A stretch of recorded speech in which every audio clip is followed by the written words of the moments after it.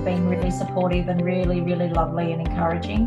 But to everybody else, for all of your honesty and your courage for stepping up here and just giving all, because I've learned so much from every single one of you, and it's just been really, really good. I just wanted to say, being out of the workforce for 6 years, looking after little kids, and this is the first course I've ever done, and it was astounding. It blew my mind. It was beyond my expectations. And thank you, Kate, for the feedback today. That was brilliant, and it's given me the confidence to back myself, because I didn't have that before. Because, you know, when you leave for a while and you come back, it's all a bit dodgy. So thank you. Sam, thank you.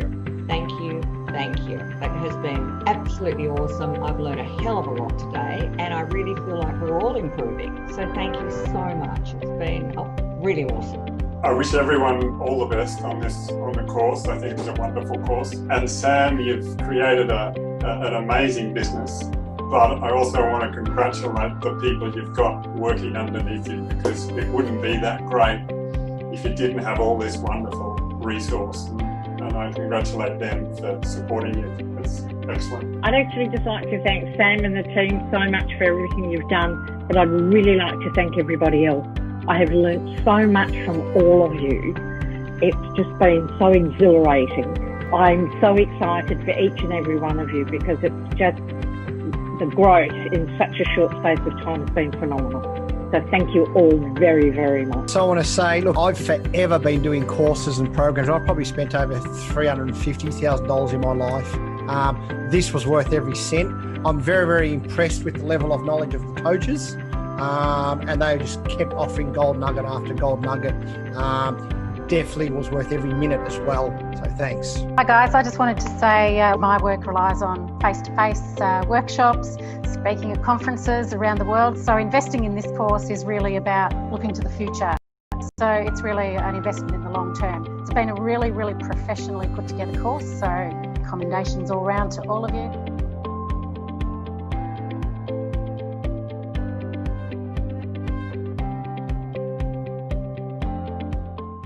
From the age of 9 years old, I have been fascinated with success. The day I left school, I could not read, spell or write. I had no idea what I wanted to be or could be. All I did know was I had a burning desire to create success.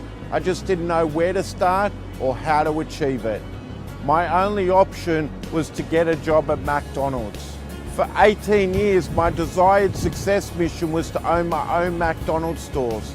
For me to achieve this, I needed to be an outstanding performer and create wealth of over $1 million, debt-free. I achieved my desired success mission 3 years ago. I currently own 2 McDonald's stores that produce over $8 million in revenue per annum. For many years, I have had a deep sense that my story, message and knowledge was meant to be heard by more than just the people within my life. I knew I had to find the right person to help me achieve this mission. Sam showed me the power of stories, the ability to be more vulnerable, and most of all, how to systemize 20 years of leadership, business, and success knowledge. If you have a story, message, or knowledge that you want to share and add value to people, Sam is your man.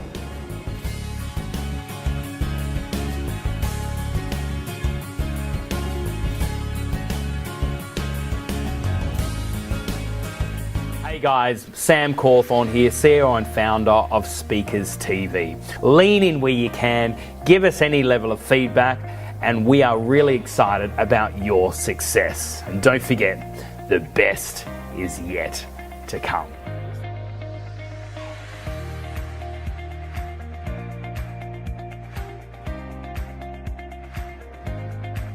I was born at a very young age, back in Germany. So staying there, I had a really good way of living and around that. And until about the age of 9 or 10, I became interested in spirituality. I also became interested in religion. So I spent 26 years in a religious cult. I suffered through being in that religious cult a number of things, of abuses. After I left the cult, I was more or less in a place where I was completely lost, and I didn't know what to do and where to start life again. And therefore, I found myself in a place of despair. The despair took me on a journey and on more or less on a quest. I then joined and looked for professional mentors and coaches to assist me to get my story out. But before that, give me the confidence, give me the strength, the path, the strategies to do that the best way. I then started to be able to stand on stage, to share my story, to help and assist so many others. I knew that inside myself I have a passion to help people. I want to see people thrive and become the best of themselves, no matter what the circumstances may have been in their lives. Anyone can change if they change their mindset and create new habits, new strategies, and create a future they want, no matter what the past was ever. And that is where my voice, where once I was not able to speak, now I was empowered because of the proximity, because of the people I surrounded myself in these last 2 years. Put me on that stage, put me in connection, put me into places I could only dream of many years ago.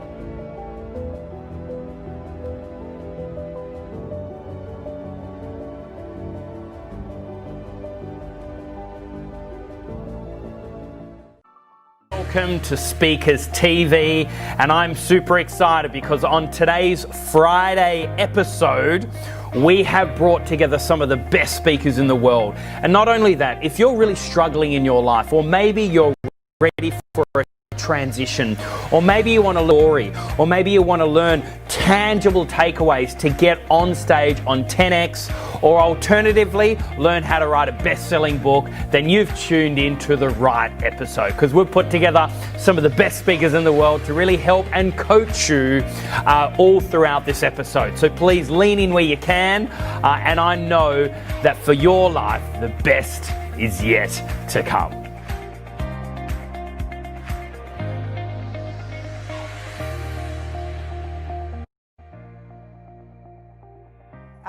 All right, we're going to get our next speaker up. He's going to energize you. He's going to get you up and moving. He's going to get you thinking.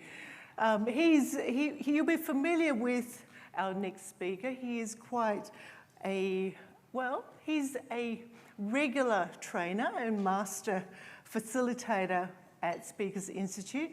He's got a PhD in psychology. He has been traveling around the world for the last 25 years teaching about his new cognitive learning theory.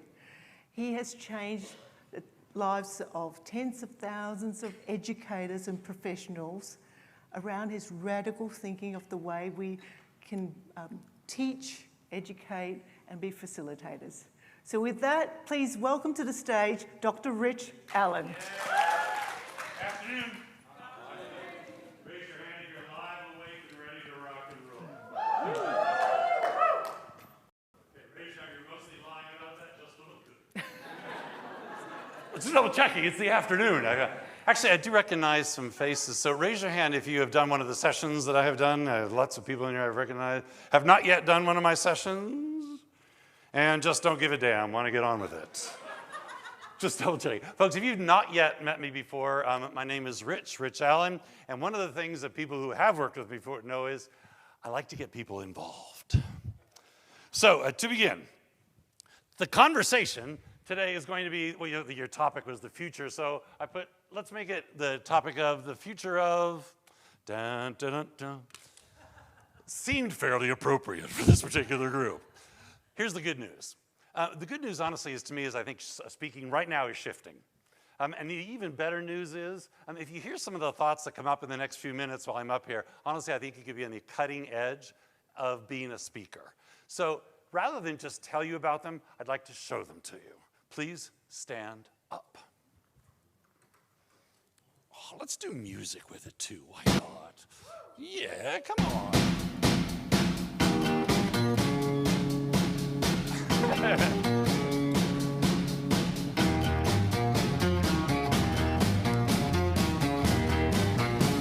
Please get to at least 4 people, shake their hand, and say, glad you're here. Go. Folks, thank you very much for doing that. Sometimes I start off a session and they say it's a keynote. But I start a session off like that and people say, but that's not what a keynote is. Person's supposed to stand up there and talk. Actually, in the couple of minutes you just did of stand up and chat with some others, you experienced what I call the 4 major changes that are happening in the world of speaking. I'm looking, they give me a timer up here. Please know I have 41 minutes left to make a difference in the world. I want to see if I can change some of your thoughts about what it means to be, and here's the dangerous word, a speaker. So I'm going to tell you what those 4 things are in just a moment. But first of all, I think whenever you say I'm a speaker, please know I think it's dangerous. What are you writing? Stop writing. I'll get to the good stuff in a minute. First, pay attention. Honestly, I think people say, I'm a speaker, and what image that gets in their brain is that what it means is I'll get to come on stage, the house lights will go off, spotlight will be all on me.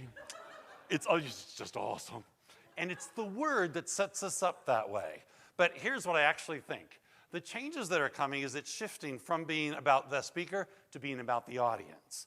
What is the audience taking away? Are you giving them value that they can hold on to and they can use? So to make it be about the audience, here's the 4 things that I see changing. Ready? Whenever you do a talk, first of all, you've got to let them think about things. Second, you need to let them talk about those things. Third, you cannot let them sit the whole time because sitting is hard. We get the dreaded disease. And fourth, most important, folks, you need to let them rock. They have to be alive and engaged for those memories to transfer out there and be useful. Now, I see many pens and electronic devices out there, but I got a better way to do this. Watch, please, stand up.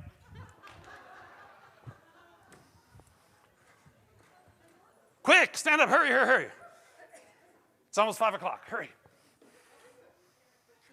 Ready? Here the 4 are. I'll show you first, then do it. They have to think, they have to talk, they have to move, and they have to rock. Do with me. They have to.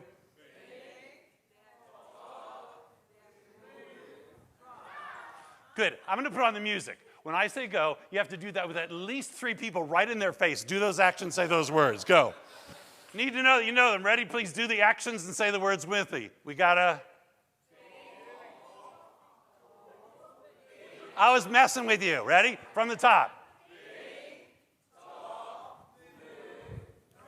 Eve, I can see you from here. Why are your hands not moving? I can see you. You gotta. You just did the motions. You don't have to write it down. Folks, if you don't know this by the time we're done, I'll be absolutely astonished. So let me do this briefly, an overview with you. What do I mean by that? Folks, if a speaker is standing up here, let's talk about why do I say let them think for a moment. Watch in slow motion. If they say something good, what do you start to do? And that's why I've joked about it a couple times. But when you write, where does your head go? Head goes down, your brain goes somewhere else. And when you're doing that, what are you not doing? This is how our brain works. So when Fran introduced me, she said, PhD in educational psychology. Well, folks, please know what that really was I studied how the brain functions in terms of the learning process. And some little things about all the learning and brain theory I've done over the years have come down to me, and it's very simple. I'm like 150 years old now. God, some days I feel that way. So I wonder if this is going to be my last presentation ever, but I think people need to know some of this stuff. So if it's true that somebody says something good and they need to think about it, what should the speaker do?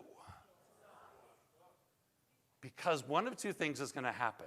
You're either going to miss what they're saying, or you're going to stop your notes and look up to see what they are saying about and what happens to your notes. That way, has anyone ever done this? Have you ever been at a conference and you're a good note taker, so you take lots of good notes, right? But they're speaking on, and then later you go back and look at your notes, right? And the next day you open them, you go, "What's that?" because you had absolutely no idea, because you were so interested in what the good speaker was saying, the good information they were offering. Now, I always say whenever I mention this, that it's hard to do this. Because when they give you, they say, here, would you please take the stage and become a speaker for us? Well, they usually don't give you 17 hours to tell all the good stuff you got. They say, you got 45 minutes. And so people, if you're invited to be a speaker, the first thought is, shut up, here I come. And we just blast people with words. Words are important. Words are good. Good ideas are good. But if we want the speaking to be about the audience, what do we need to do occasionally? Stop and let them think for a moment so they can process all that good information. In fact, I'm going to take responsibility for myself. It happened to be in this room several times this morning. Is it Julie that was on stage this morning with Sam first? Yeah. Julie Smith? Yeah. Oh, right. Okay, good. She said something this morning that I've never heard. And this is actually, and I'm telling the truth, year 40 of me doing this for a job. And I've been doing this for a long time, and I've heard a lot of the common phrases that you hear about motivation, et cetera, over the years. They cycle back around. But she said something I hadn't really quite heard before, and it was something about, wait, you can't be convenient? No.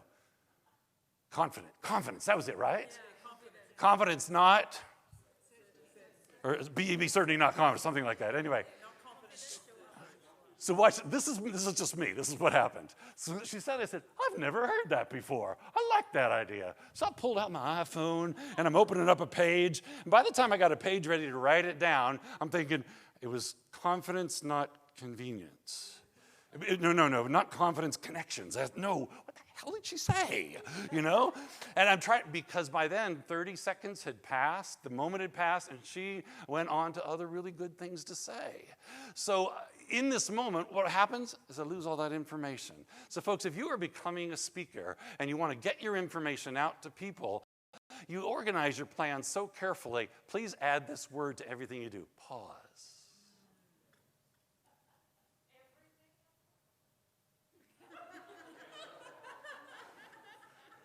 Might be exceptions. We will talk about it in a non-public environment. Okay. It's the one thing I wish more speakers would do. Okay, now, and for you, some of you in the room with different words, I'll try to say it clearly. It works for two big reasons. If I see your heads go down and start to write, or you start to get involved in something, I pause for a moment and let you do that. But what am I doing? Taking a nice, deep mental breath. So watch. Most speakers, if you've done it for a long time, we have what are called scripts in our heads. We know the pattern, we know the story we're going to tell, and it's all one sentence connects to the next. And it just rolls out of your head. You're not actually present with the audience. So one of my favorite things to do is get you involved in something. I just stop for a moment and I watch. This with these people, I've heard this information. So how can I take what I'm about to say and make it as relevant as possible to these people? And I try to bring my brain present so I can connect with people in the room. Now, if you haven't done a lot of speaking, and it's only your 100th time or so, and you're still early on in your speaking career, or what do you do while people are talking? What do you do? Freaking check your notes. What am I saying next? Okay, or you stop and they're writing and you just think to yourself, when am I going to tell that story next? Okay, good. You just give yourself that little mental breath to pause, relax. And all of a sudden, you'll be a better speaker almost instantly if you quit freaking talking the entire time. So ready? The first thought I'm going to say is let them think. Please turn to people near you. What's your reaction to me saying that? Pause in the middle of time and let people talk for 30 seconds, a minute. Do you agree? Disagree? Ready? Talk about it. What do you think? All right, wait. Pause. I'm going to add something to it. Sometimes I say that and people say, yeah, but I don't believe that's true. Well, about 10 years ago, I got asked to write something for a 2-volume edition of the Encyclopedia of the Brain and Learning. So they had all these people from around the world, people who have been studying this kind of little special field, write these entries for it. And I got asked to write one little entry, and here was the original title. How do people learn? Biologically, what's the process that happens when people learn, okay? And so I wrote this little, it was about a 1.5-page thing, trying to sum up about 25 years of research. I'm going to tell you the basics of what that said, but can I use your brain? Just an example, okay? Okay, first name?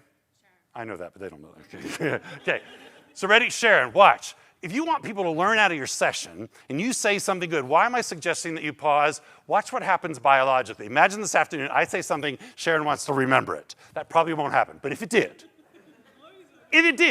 biologically, how does that work? Well, ready? Here we go. 25 seconds, summing up, 25 years of research, and you don't have to remember anything about what I'm about to say except for the last bullet. Ready? Here we go. The dendrites of one brain cell approach the axon of another brain cell. They get really close, but they don't quite touch. Then this one secretes some glucocorticoids that go across the neuroreceptor sites, and a myelination process happens to increase the conductivity of electricity from one cell to the other, often called synaptic adhesion, as they form certain shapes across millions of cells simultaneously and create memories.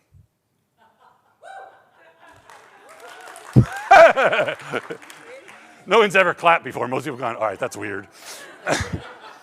Okay, so why am I saying this? This is not magic. It's a chemical, biological, electrical process. But for some reason, most speakers think remembering and learning is magic. I said it, and they know it. Anybody remember that from high school? Teacher says 1,000 things, and they expect, well, I said it, so you should know it. No, it's a process and it takes time. So if you say something good, you want to say, look, if I say something and she wants to remember it, this little thing, the dendrites and the axons are getting together and they start working. But if I keep talking and she pays attention to me, what does it do to our memories of that moment? You bet, it interferes with them. And it creates that feeling like tonight, at that wild dinner you're going to tonight, if someone came up and said, hey, do you remember that thing that he said this afternoon? That's when we stand there and go, oh, ooh. I know this one. Hold on here. That's your brain going, trying to get back together again.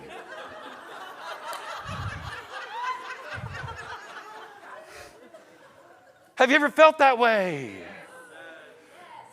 Okay, and that's only because we haven't given the brain time to process it, time to put the little thoughts together again and think about it. So when I say let them think for just a moment, there are all kinds of moments. So if I see people write, then I usually pause for a moment to let people catch up. Sometimes if you put up something on the visual, on the screen, what do people do? And if there's words on it, what do they start to do? Okay, but what do most speakers do in that moment? Stop it. Instead, honor the human beings that you are working with. Stop for a moment and say, please, take a look. Wait, I'm going to show you something. I get this a lot. Ready? I honestly think this is not real anymore. Man, it's good.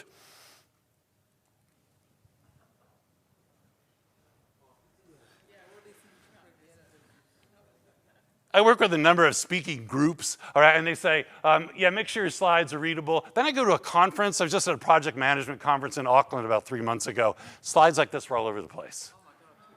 So when that comes up, what is your human being reaction to it? Of course, we just go like, ah! Like that. And we want to run away. So all you want to do is just stop for a moment, pause, let people read, and then you'll see their heads will turn back to you, and that's when you start to explain, add the verbal portion. Does this make sense? Yeah, absolutely. All right, ready? I'm going to move on to something different in just a moment. Right now, talk to people near you. This thinking thing. Could you use it anytime, like next week when you're doing your presentation, running a meeting, anything? Ready? Talk about it. Go. Watch. Would you ever go to lunch with somebody? What do we have time for lunch today? How long was it? 45. Okay. Would you ever go to lunch with someone and say, hi, we only have 45 minutes, so you take this 45 minutes. I'll just stand here and look at you. Sorry. Okay. Would you ever do that at lunch? Folks, if you don't believe anything else I'm saying, look at your own life. Your brain is built for back and forth. That's the highly non-scientific way to say it. The scientific way is your neocortex protects you from too much information. Therefore, you get a numb brain if someone talks at you too much. We are built for back and forth, back and forth. Also, let me add something to it. Someone said you get more value from people. Eve, I think you said something about that, about people making connect. Yeah, of course. Sometimes if people stop and they talk to someone else about it, they're making sense of it in their head. Someone else is then making sense of it. And back and forth, you actually build meaning. They connect it together. But again, I work with a lot of speakers who say, no, I would never do that. You know, I don't have a lot of time and I got a lot of important stuff to tell them. Well, you can say it all, but if they don't remember it, then why were you there? What's the point of you being there? You know, so it's not that you don't say all your good stuff. You just take a few moments and you let people make value out of it. So think, talk, visuals up there. Oh, we'll get to move in a moment. Anybody ever had a university class like that? That's because your brain's not built for it, folks. It's just reality, and that's how they see you if you stand up there and talk too much. Yeah. I saw a comedian on last week, can't even remember the name now. But has anyone ever had this experience? You want to see what your brain does? Have you ever actually watched on TV or live a comedian? And they say something and you think, that is the funniest joke. I have so got to tell that tomorrow. Okay? And then the show goes on, and the minute the show's done, what happens?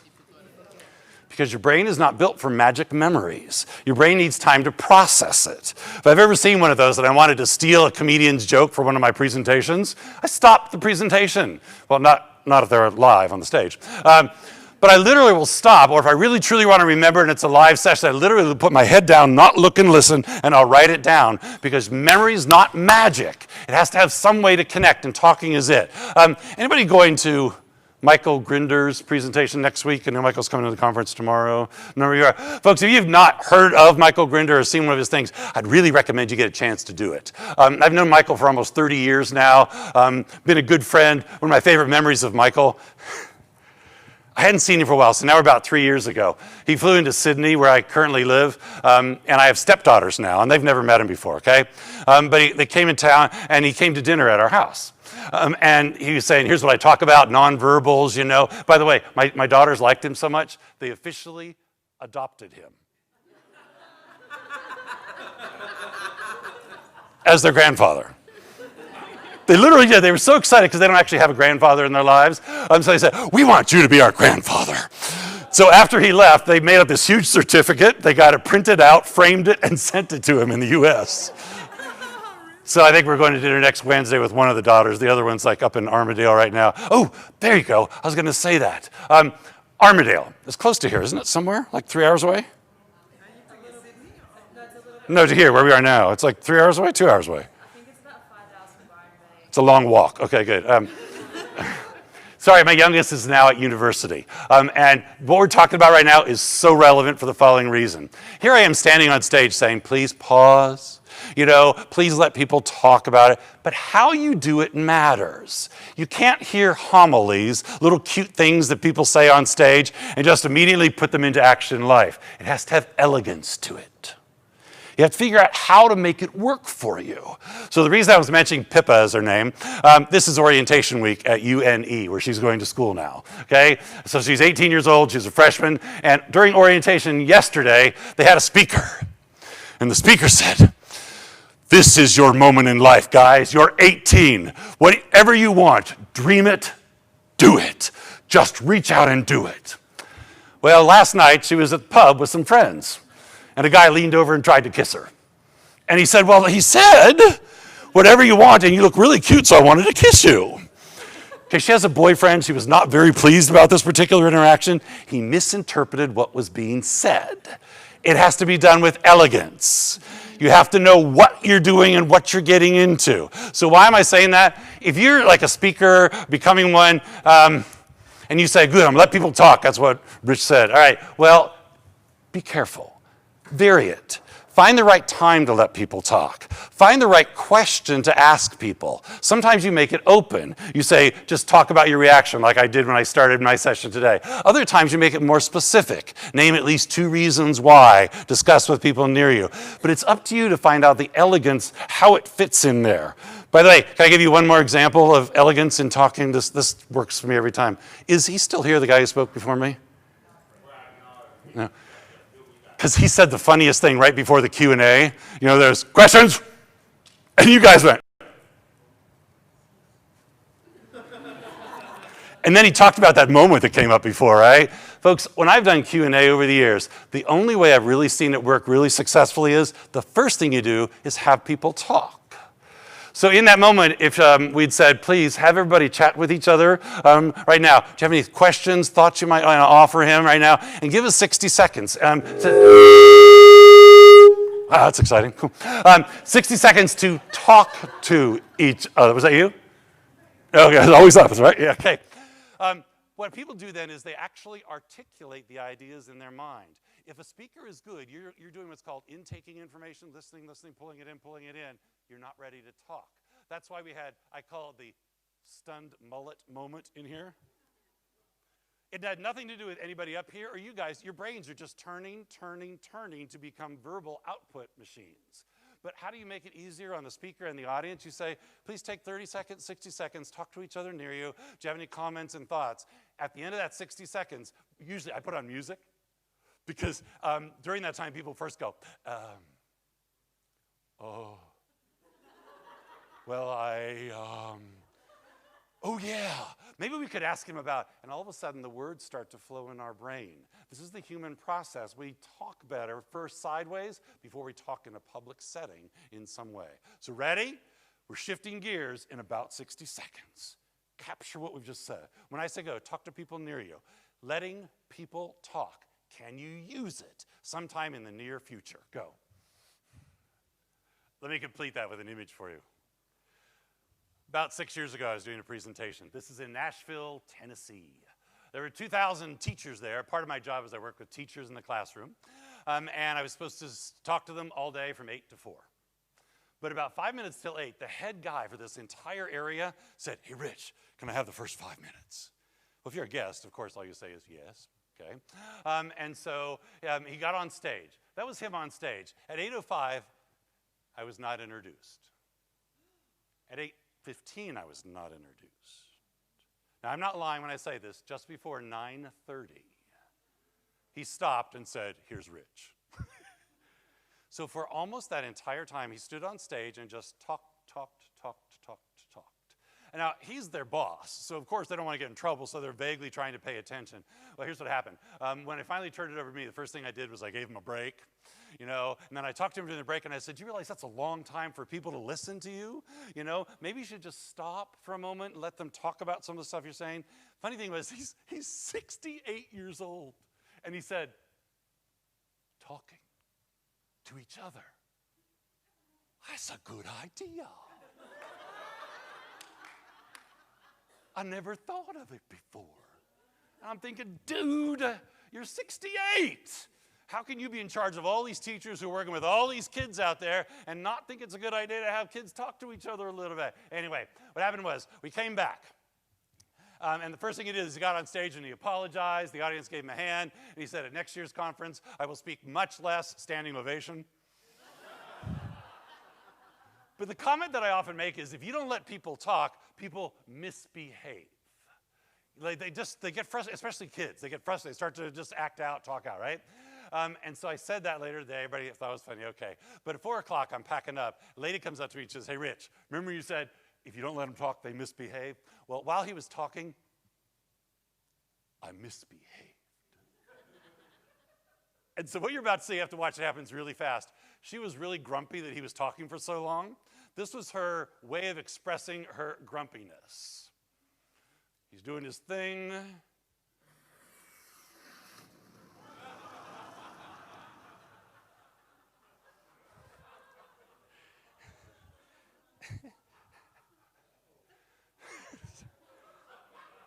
Do not let your audience think that about you. Instead, find some way to get them thinking, walking, talking. All right, let's do it, please. Stand on up. Let's do it. Do.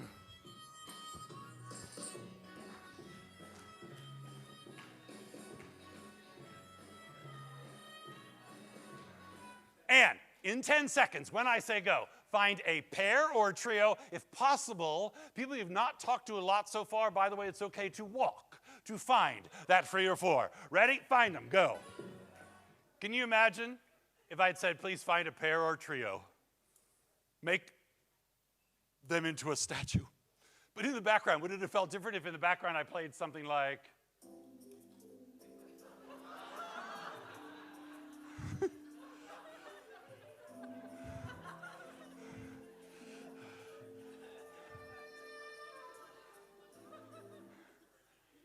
I would not wanted to have seen those statues.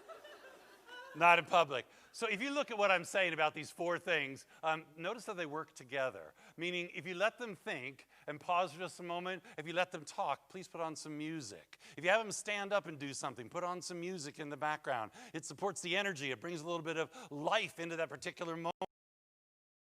You think I'm not aware? I'm the second speaker in the afternoon. Worst time of day to try to talk to any audience. And by the way, please know it's not your fault.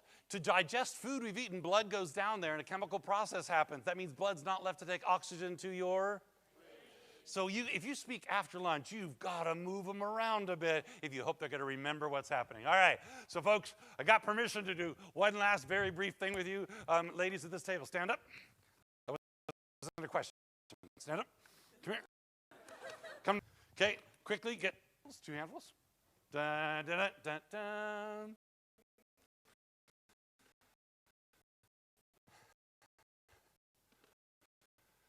Sam, I'm setting up your night by doing this, okay? Just so you know, okay? Quickly, spread out facing the audience. And when I'm sorry, please put your hand up, if you have a hand free, up over your head like this. Everyone in the room. Hands, two hands are better. Keep them there. They're there for your protection. Because when I say go, these need to be tossed up and out to everybody. Ready? 1, 2, 3, go. You've done it at least once.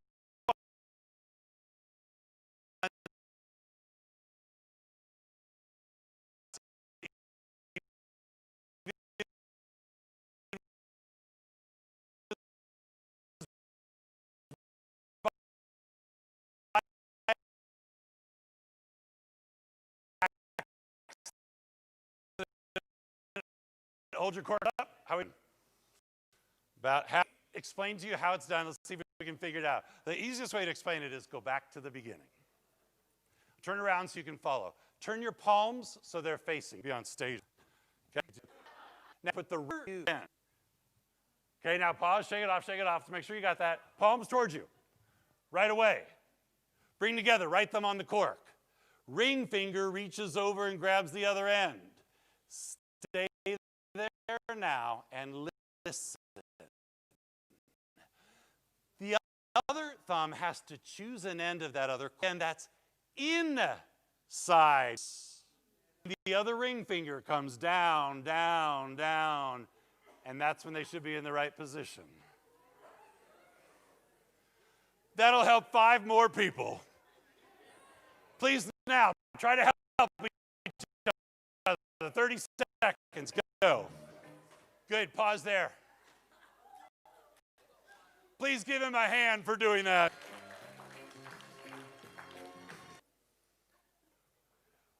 Folks, what song was playing while you were trying to do that? Why? Well, here's one more thought. Thanks, guys. I appreciate that. Just one more thought. Thematic music. Could you maybe consider putting on a song occasionally that somehow matches whatever you're trying to offer people to think about? And sometimes very auditory people will use that and there'll be a better connection for them. In fact, speaking of that, one of the great ways to use like thematic music is closing at the end of your session. So you might play something like,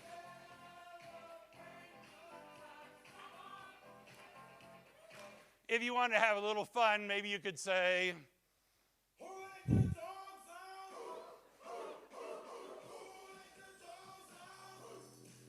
and if you really didn't like that particular audience and wanted them to leave, maybe you could play.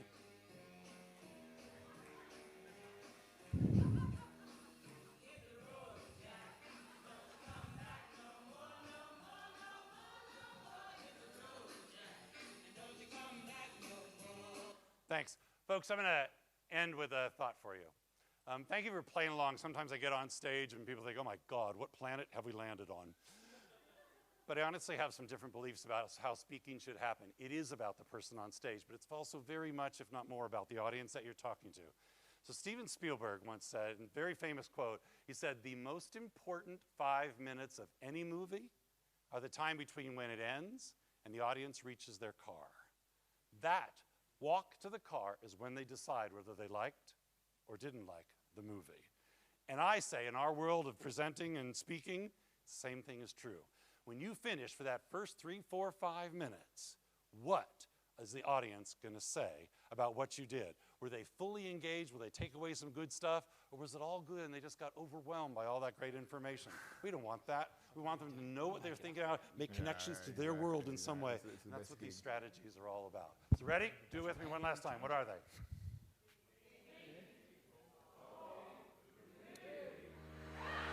Thank you very much. Sam Cawthorne here, CEO and founder of Speakers Institute. If you give me 60 seconds of your time, I'll show you how to set up an online webinar in 48 hours while growing your authentic followers to tens of thousands, and then teach you how to package your IP so they buy your programs online using what we call influence on video. What this means is you talk to camera, share your value, and then stack your offerings and create urgency in a way that makes it so irresistible that they click the button and purchase your high ticket sale. Talk with any of our clients globally, and I promise you will not find anyone that does what we do. All you have to do is to create an online event, share your ideas, and then stack your offerings just like this. And here's the big secret. Everyone is online right now searching for people just like you to help them learn things that you already know. There are people doing it right now, but they probably don't know as much as you. So right now is your chance to learn how to sell online, and my influence on video formula is easy to use and foolproof for anyone to master. Just recently, I did a 1.5 hour video online to only 40 people, and at the end, 10 of them bought my $4,000 product, all by one click of the button. It was seamless. So if you want me to show you how to influence on video, stack your offerings that make it irresistible, learn my exact script so you can come across authentic and real, and create urgency so then they buy immediately, then click on the link below and join my free masterclass.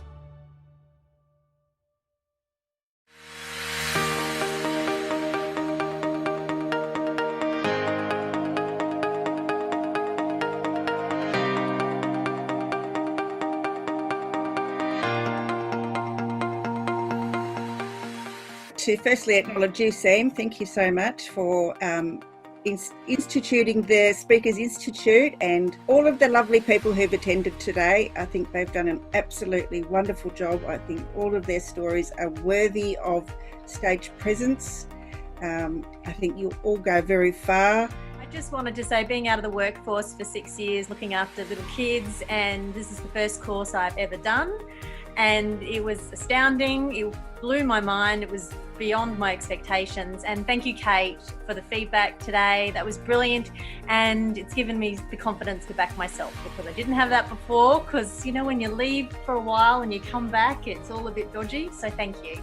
Basically, because I felt that despite having a successful career, I was being held back by my own internal difficulty with public speaking. Obviously, it's been a really valuable 3 days. I caught a lot of techniques, a lot of experience on speaking, but I think surprisingly the most important thing as well, my message. I really nailed down what my message is to take out there into the world. I think the process was useful. I think it helped me really clean up and clarify my story, and I think that should go a long way to take me to where I want to.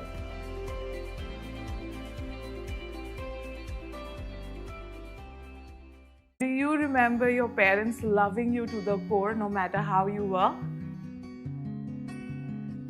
The reason why I joined Speakers Institute's boot camp is to only improve better, because learning is a continuous process. And I do think that I have become one of the greatest influencers that you will see. I spent my entire teenage being called names. And I saw other girls, other women, other boys as well being called names. We as humans are so quick in passing a comment to somebody based on their appearance. And I faced all of that. You know, the universe gives us challenges to create greatness. Yes. And I think you are on the tipping point of that greatness. The old is gone, the new is here. Step out into the world and create that change, and you are going to be the change for so many people. Congratulations.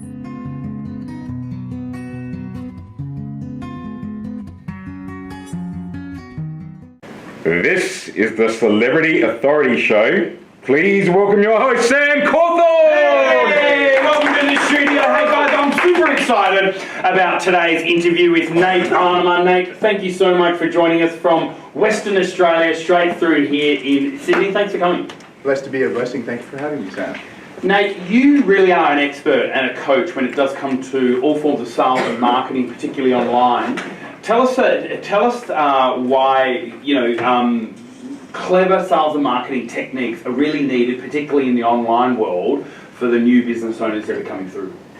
Well, look, what we've noticed is we're getting more and more into this digital age. I mean, we're in the fourth major big boom, and it's gone digital. So some of the biggest amounts of money that have occurred in the last 5 to 10 years have actually been online. Bitcoin, e-commerce, just to name two of them, and all the cryptocurrencies that go with it. But things that we used to do face-to-face are now working and very successful online as well. So it's more important than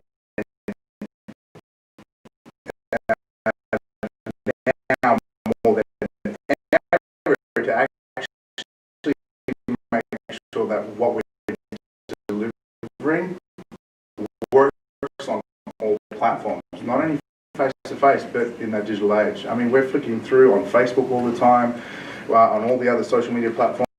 We've got to grab people straight away. They spend more time on a phone than we actually do face-to-face. I usually say that a lot of the majority of my day is on a Zoom or a Skype call. I have closer relationships that I really agree, Harry, but to cover that, tell us a little bit more about your story and how you got to this place. And when it came time for me to find my own faith, so to speak, I did what all pastors' kids do, and that is rebel. So I decided to try my hand at everything. Being a PK, give me what you got. So I found myself mixing with the wrong crowd, doing the wrong things, and built myself quite up a big reputation in that bad world, because I thought that was what being a man was. Turns out I was completely wrong.